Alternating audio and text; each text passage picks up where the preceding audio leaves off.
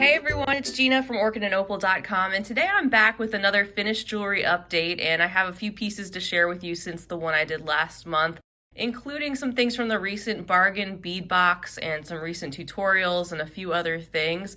And of course, I'm so happy that you're here because you all are the ones that keep me going and keep me inspired to create and share new pieces on a regular basis. And in turn, I hope these videos help you. I hope they inspire you and maybe help you think of some things that you hadn't thought of before as a springboard in your own jewelry making. Maybe pull some things out of your stash that have been sitting there for a while and get to creating and have fun beading. So if you're new here, I want to give you a very warm welcome. I have a jam-packed playlist of finished jewelry updates going back several years, so check those out if you'd like more jewelry inspiration. And of course, I like to do these too because I don't want to just unbox contents of items to show you, but I actually want to show you these products in use. And I also like to talk a little bit about each piece and share with you a little bit more about what I've used and my thought process behind the creations. So this first necklace set that you see here, this isn't specifically from any box in particular. This is a conglomerate of all different things from different places. In fact, I've had these lapis lazuli rectangular beads for a couple years now. They actually came from American Bead Corp in a video I shared probably a couple years ago, and it's amazing how time flies, but I was waiting for the right time to use them. Gemstone beads are a little bit more special, I feel like, especially when they are in unique shapes like this. So I set out to create a new piece for my mom. She was actually looking for something with deep blue or navy and silver. So I went through my stash of gemstone beads first and foremost and decided to work this piece around the rectangular lapis. And I also knew I wanted to incorporate a statement focal at the front. So I went through my binder of various silver toned bindings and pendants and components and found this gorgeous flower from Bead Box Bargains. In addition to the lapis, I also pulled in some of the tiny faceted deep blue colored quartz, and then I noticed that I had these really interesting basket weave like metal rectangular beads in my stash that would complement the shape of the lapis really well. So I pulled those in for use around the sides of the necklace. And I also noticed I had these open circular components, and the way that these had that sort of basket weave looking etching on the side also seemed to go really well with this design on the metal spacer beads. I also like how the round shape broke up a lot of the rectangles, so it brought everything together, especially since there's some roundness in the flower. And then I brought the rectangles down by including two of the lapis beads that freely hang down from the floral pendant at two slightly different lengths. And there's a look at the back of the pendant so you can see how I connected those together. You can see I just hung the two pieces of chain from a jump ring off of the pendant itself.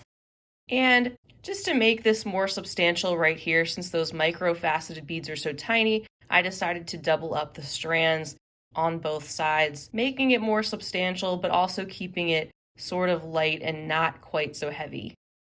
So here's a look at the entire piece. You can see that I just finished up the back with some more of those quartz beads and added some extra length of chain just to make this necklace a little bit longer, and a lobster clasp and a piece of extender with the lapis that's hanging down as an extra decorative touch. And then, of course, some very simple earrings. I had a couple extra round connectors that match the ones used in the necklace, so I just combined those simply with the lapis at the bottom.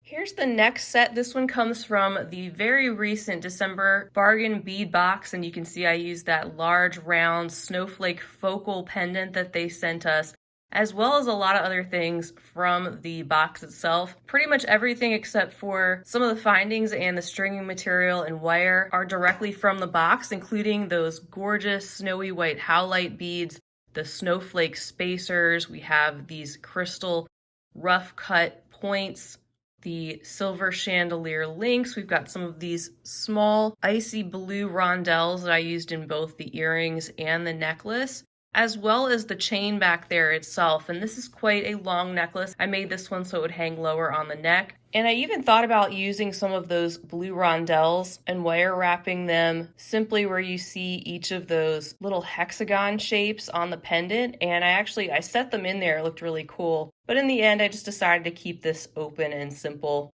and I think it all looks very icy and wintry. I decided to keep the pendant sitting so it was showing the snowflake design straight up and down, and that's why I attached the two strands on either side of one of those arms, I'll call it, of the snowflake. And then down here, I used two jump rings to attach the wire-wrapped crystal and attach those jump rings on either side of that arm to keep this centered when it's worn.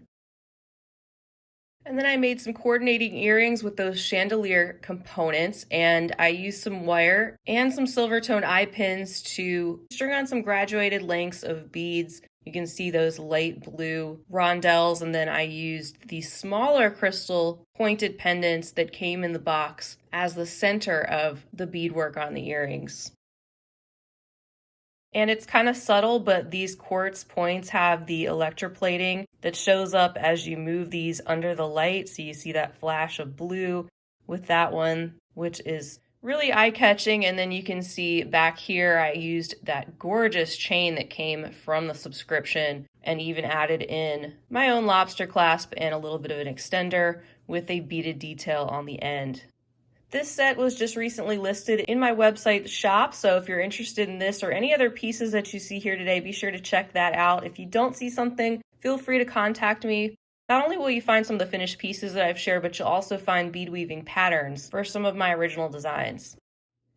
And here's the next bargain bead box inspired design. This one is a very icy and wintry design as well. I used the snowflake links that were included in the box, as well as the snowflake crystals, the larger one here used in the necklace, and then the two smaller ones to make coordinating earrings, just simply connected to the bottoms of these snowflakes. Brought in one snowflake there to use as a focal point in the center, just trying not to overdo it too much with the snowflakes, but so that it also coordinates really well with the earrings. I also liked how these bicones that they sent went beautifully with the color of the crystal that shows up in the pendant, so I decided to use those together as well. And then something that I think is really fun is that I used the crystal clear quartz round beads that could be very basic and plain, which is fine. They break up some of that darker blue, but I used some dark blue soft flex beading wire to string this all together, and you get just a hint of blue in between each of those crystal clear beads. So I think that's pretty interesting and something different, and maybe will give you an idea if you have some clear beads and you want to still bring in a little bit of extra color, want to show off some of your colorful soft flex beading wire. Maybe you have some and you haven't used it yet because you don't know what to do with it. Well, that's one way you can add a little bit of extra interest to some clear beads. And you can see I also used some of those round spacers that they included to break up some of the beadwork as well. So there's a full look at this set. Again, just finished it off with a lobster clasp and a small extender chain with a bead at the end. And I have one more set to share with you from the latest bargain bead box. And here is another Winter Wonderland set. And I have to tell you, I actually was inspired to create the necklace based on the earrings. The earrings were the very first thing that I made. I fell in love with these really unique scroll work hammered silver components. I think they look really elegant and extremely simple, just with a couple of beads added to them, a smaller one up here and a larger one up here. The crystals, of course, from the contents of the box. And then I just love these light blue quartz beads that they sent in that strand of graduated sizes. And I wanted to put together a necklace that also brought in some of those crystals from the earrings so they could complete a set. So as you can see, I included some of the crystal beads asymmetrically into this necklace, as well as silver spacer beads that came in the box. If you look at this face on, you can see that this side is a little bit different from this side, but yet it's still balanced out and has the graduated sizes of the light blue quartz, going from the largest one there in the center and getting smaller as you get toward the back of the piece. So here's a look at this necklace so you can see the back of it and how it all came together. I used the toggle clasp that came in the bargain bead box as well. And I even used some light blue colored soft flex beading wire in this one. You can kind of see where it's showing up in the middle of these crystal beads right here, and just a tiny spot back there where the wire guard is. With this next piece, I actually already shared the pendant in the Moonlit Terrace unboxing. At the end of that video, I shared a bunch of finished pieces from that box. This was one of those pieces. I have the tutorial on the pendant, so you can find out how to make that if you haven't seen that video. But what I didn't show you was what I followed up with to complete the pendant, and that is a herringbone spiral rope. And I really love how it finishes off the pendant, and I do have a tutorial for how to make a beaded herringbone spiral rope, so you can check for that as well. I'll try to leave these links in the corner of the video so you can find them, or you can just search back through my past tutorials. The twisted herringbone stitch makes for a really elegant beaded chain if you want to use beadwork instead of just a metallic chain. And then I just finished off those ends with some of those silver toned cones. I had fed a wire through each end of the beadwork, pulled down those cones to the top of the beadwork, and then made a little loop there so I could attach my jump rings and the clasp and everything else. And there's a little extender chain. So I wanted to make sure I showed you this to give you an idea of what that pendant could look like on the beaded chain like this. And then next, with the recent Beading School Academy box for November and December, the theme was Starry Night. And these are the pieces that I made from that box. I already shared 2 tutorials, one for the hexagon pendant recently, and also for these earrings. I called these the Starburst earrings.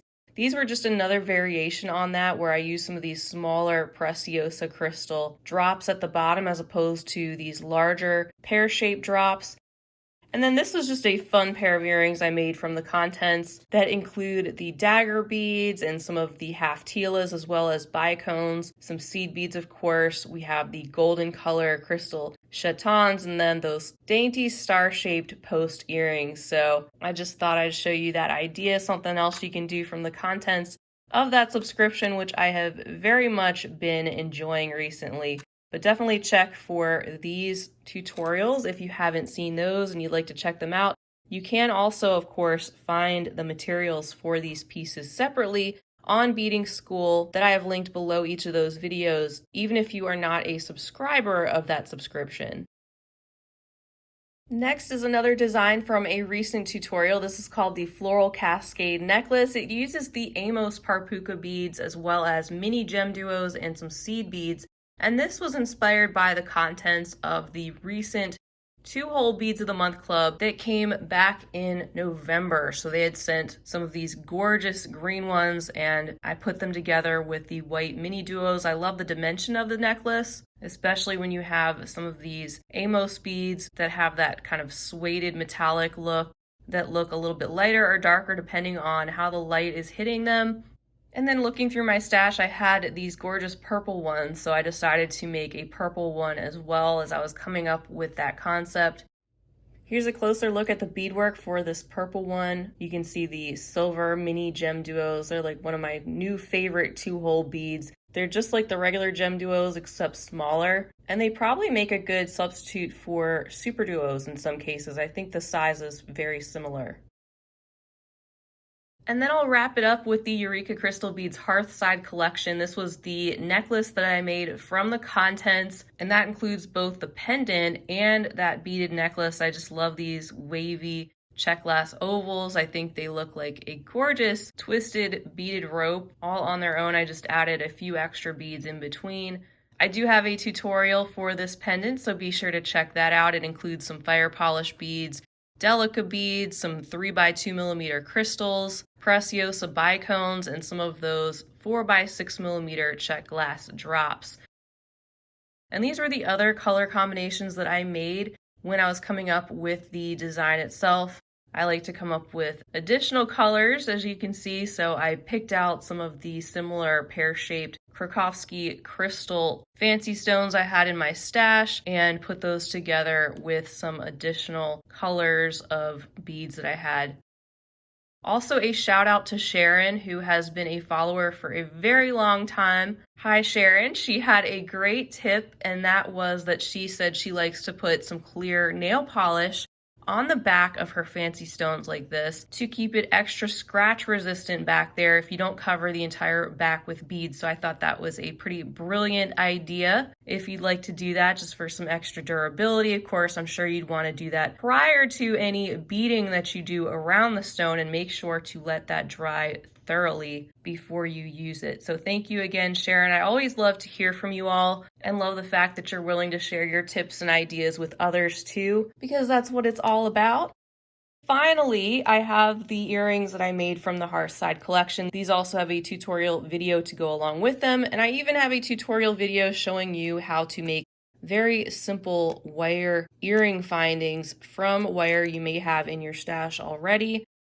These earrings include some round Rivoli stones that have a quatrefoil bezeling design around them to give them that unique look and frame those crystals, and then also some coordinating check glass drops and some crystal rondelles around those as well. So these could actually be made together and worn as a set.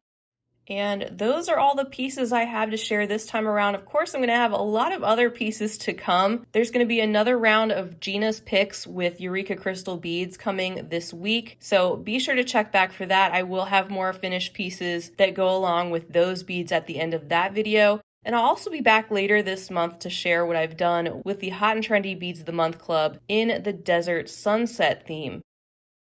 All right, everyone, so here is everything all together. I hope you enjoyed this latest finished jewelry update. Be sure to check back at my past tutorials if there's something here that you'd like to make too. And hopefully this brought you a little bit of extra inspiration in your own beaded jewelry making. And maybe it helped to spark an idea totally different from something you see here that will get you to pull out some of those contents from the bead stash. Feel free to leave me a comment down below. I always love to hear from you. Let me know if you have a favorite item here, or let us know what you've been up to with similar contents or anything else you'd like to say. Be sure to hit that subscribe button if you haven't already. I'd love to have you back. Also, feel free to give the video a big thumbs up if you enjoyed it. Also, be sure to share it with your other bead-loving friends. I'll be back again real soon, but until next time, I hope you all have a fabulous rest of your day.